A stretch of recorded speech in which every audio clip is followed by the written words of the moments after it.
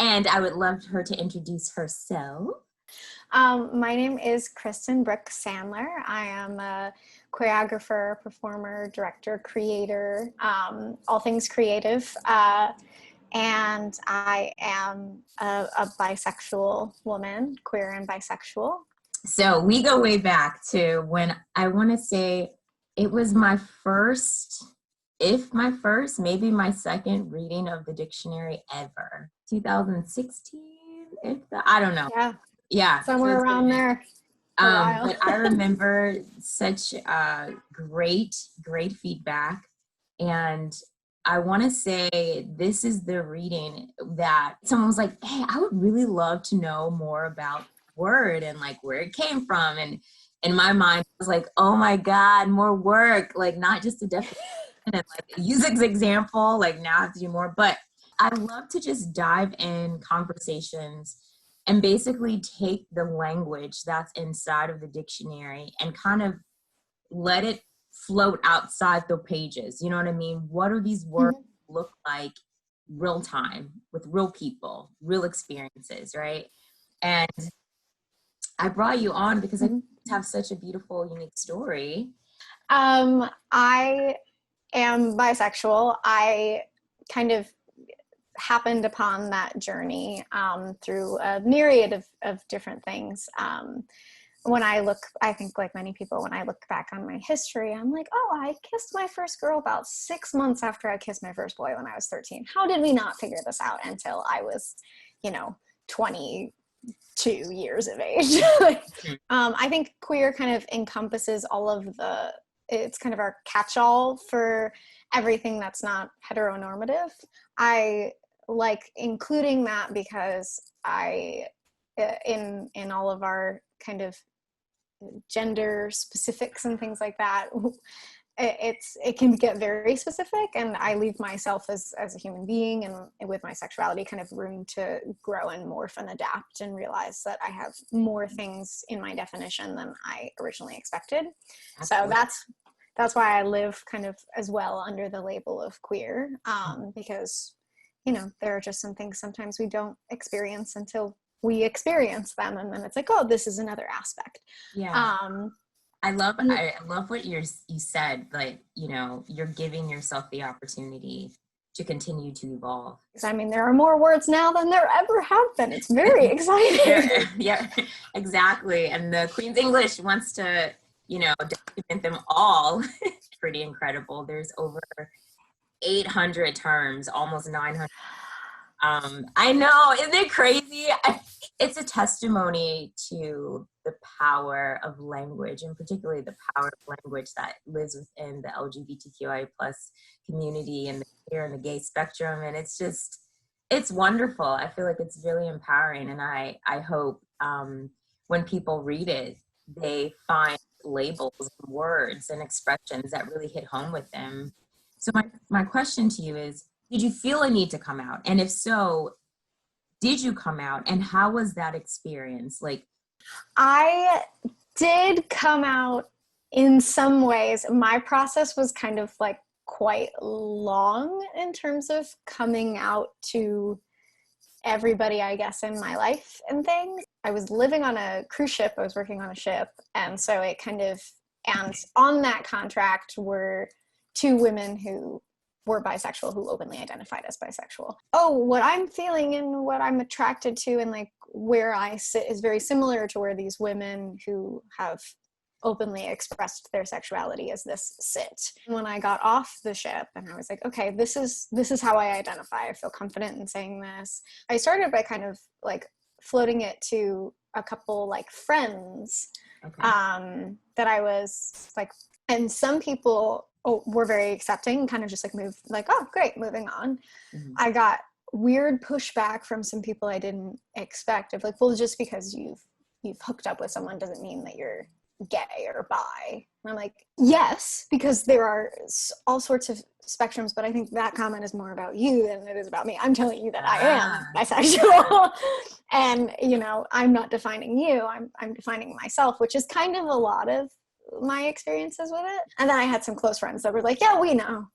Yeah, That they already knew. Then I got very, very loud about it for a Okay. while of like, I was dating at the time, and it would be one of the first things I brought up because I didn't want it to feel like a secret in any way. And that was really interesting because most of the reactions I got were either like, from women were, are you just experimenting? My personal experience is primarily with cisgendered men and Okay. cisgendered women. So when I say that, that's what my That's what you experience mean. has Okay. been.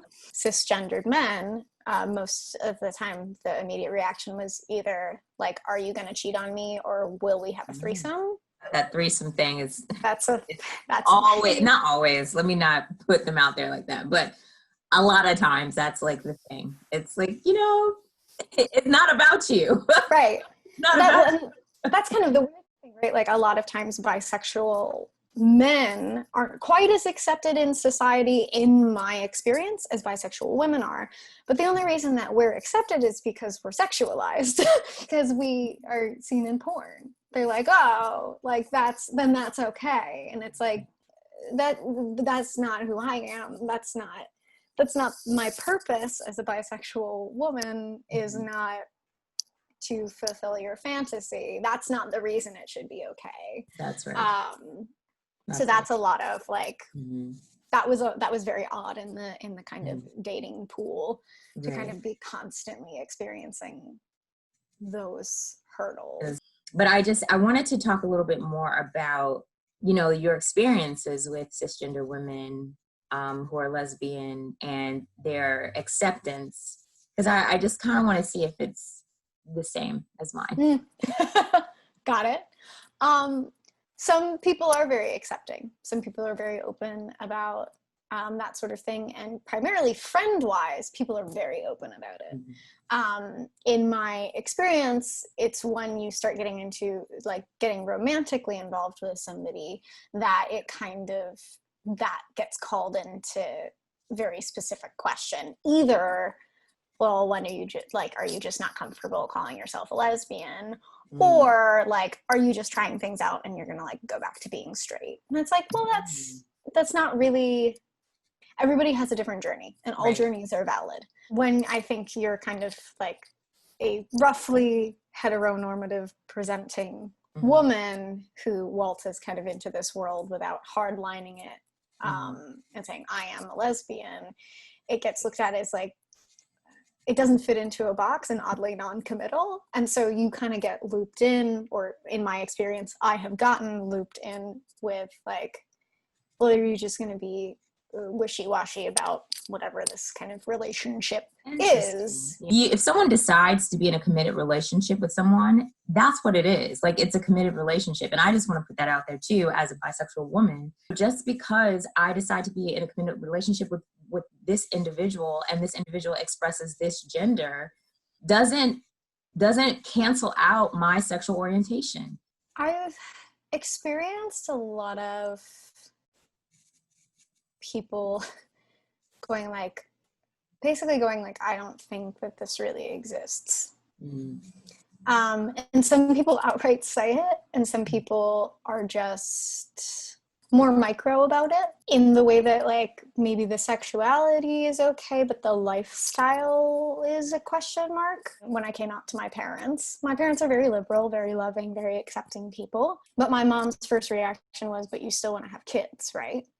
Which is like a weird kind of way of accepting who I am and what I want. And to be honest, I think it would have been easier for my parents to accept if I had said like, I'm a lesbian. They like understood that, but the like weird middle ground, they were like, but what does that mean for your lifestyle? Which ultimately is like, it doesn't mean anything different for my lifestyle, because this is who I am and this is how I've been living for my entire life. So, I loved everything you shared, and I always love to just ask, my guest, if there was any advice that, you could give to those out there who identify with being bisexual or bi-curious. First, pick up a copy of the Queen's English, read through it.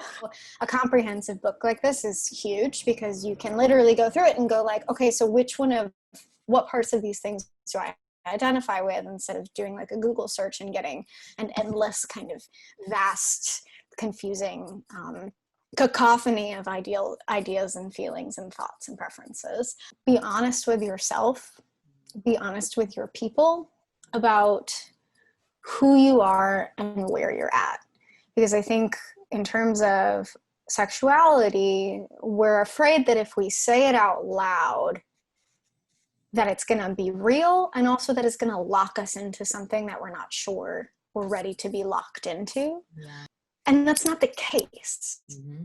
You can say out loud that I'm straight, and then you can say out loud, once you've discovered something new about yourself, mm-hmm. that I am bisexual, or I am pansexual, or that I am gay, or whatever it is. Mm-hmm. The more you can kind of talk about it with yourself and with the people that you feel closest to, the more you can kind of parse out how you feel about it. Because if you're keeping everything kind of like in your head, and maybe even sharing it with people that you don't trust very much, it's harder to kind of figure those things out, because those people will be roadblocks much more than help.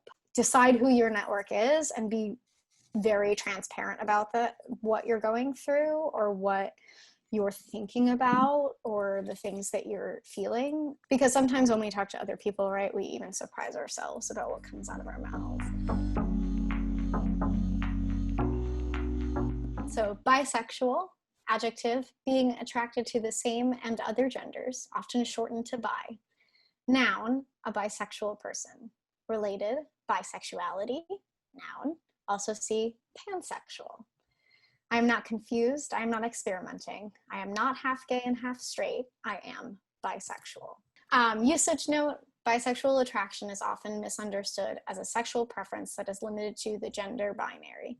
Bisexuality is a personal journey, and not all bisexual people share the same type of attraction model.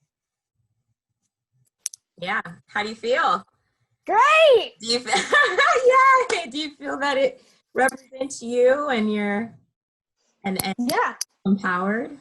Yes, absolutely. I think that it's very comprehensive, and definitely presents bisexuality and bisexual, the verb, as a whole and not a part, which is kind of its hardest hurdle, I feel like. Yeah, I love the usage example, that it's like, I'm not half gay and I'm not, these things. I am what I am. And I think the best thing you can do is just, even if you don't understand it, just respect it. Yeah, it was definitely a process. I definitely thought about it a lot, but never knew if the definition applied to me, because I did. I'm sharing a lot. I love it. We love it. This is why I do this, because the dictionary is amazing, but there's something even more beautiful about, someone sharing their experience because of this word, Mm-hmm. And of course, this is the research. This is how the definitions were even created. You know what I mean? So I love it, and I'm sure everyone out there loves it too.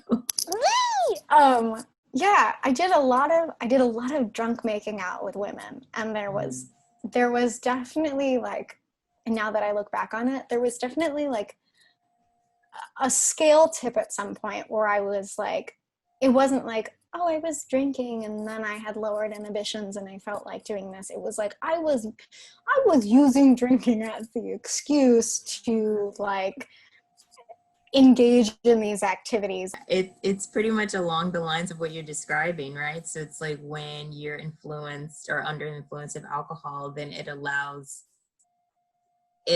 freedom to happen within yourself. Mm-hmm. You are more open to having some type of queer experience. Yeah. So yeah. Yeah. You had a beer by experience, or I don't know if it was beer you're drinking, but basically, yeah, you were able to kind of release those guards. Mm-hmm. Yeah, and just go with what was, and just do what was literally attractive to mm-hmm. me, which mm-hmm. tells me something about where I was. Invisibility, noun, the cultural dismissal of a particular identity or group of people due to a lack of understanding, acceptance, or representation. See also erasure. Camilla, a gay man, told me that I was too pretty to be a dyke. Phobby.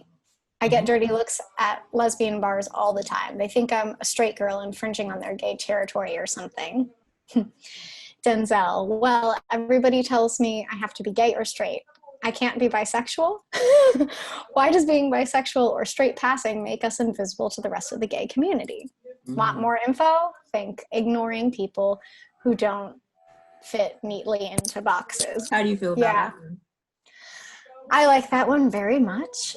It's really important. Cultural dismissal of due to a lack of understanding, acceptance, or representation, because that puts the onus on the people who are causing invisibility, not the people who are like the victims of it, which is something that I feel a little bit sometimes the pressure of like, you don't talk about it enough, or you aren't loud about it enough for people to notice, or it's too ill-defined for people to really understand. So that's why there's not a cultural push for it. I love this time with you. I really did. It was so great just having time to talk about, you know, sexual orientation and, you know, your journey with who you are and the constant evolution and how you're embracing that evolution. And I'm so happy you came on to talk to me and just share. I love when people share. It's just so rewarding. It's so rewarding to hear everyone's stories. We're all so unique, and everyone's story is unique. I'm so happy to be talking to you. You're incredible. And I'm so thank you. Thank you so much.